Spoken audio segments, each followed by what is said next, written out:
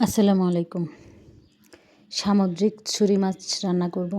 এই শীতের দিনে কষানো মাছটা খেতে খুবই ভালো লাগে। তো আমি ছুরি মাছ পরিষ্কার করে ধুয়ে নিয়েছি। এখন দিয়ে দিলাম হলুদ, একেবারে পাতিলেই কষাই নিচ্ছি। মাখায় ঝুঁকায় রান্না করব আজকে। তো এখানে দিয়ে দিলাম হলুদের গুঁড়া, মরিচের গুঁড়া, লবণ পরিমাণ মতো। পেঁয়াজ কুচিটা একটু বেশি পরিমাণে দিয়ে দিয়েছি। কষানো মাছে পেঁয়াজ কুচি বেশি করে দিলে খেতে ভালো লাগে। তো টমেটো দিয়ে দিলাম ফালি করে কেটে। এরপরে দিয়ে দিলাম পরিমাণ মতো তেল, দিয়ে হাত দিয়ে ভালো করে মাখিয়ে নেব। আজকে মাখা ঝোঁকা করে কষানো মাছ রান্না করব। একবার অবশ্যই এভাবে ট্রাই করে দেখবেন। তো আমার মাখানো শেষ, পরিমাণ মতো পানি দিয়ে দিলাম, দিয়ে এখন চুলায় বসিয়ে দিলাম। ঢাকনা দিয়ে রান্না করে নেব।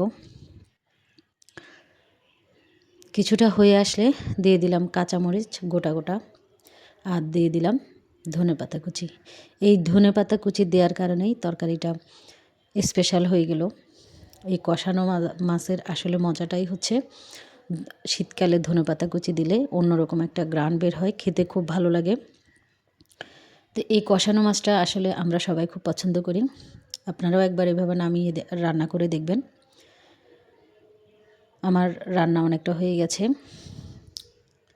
কষানো সামুদ্রিক ছুরি মাছ তো এখন নামিয়ে নিব। এভাবে একবার ট্রাই করে দেখবেন। আর যদি আমার ভিডিওটি ভালো লাগে লাইক কমেন্ট শেয়ার করে দিবেন। আল্লাহ হাফেজ।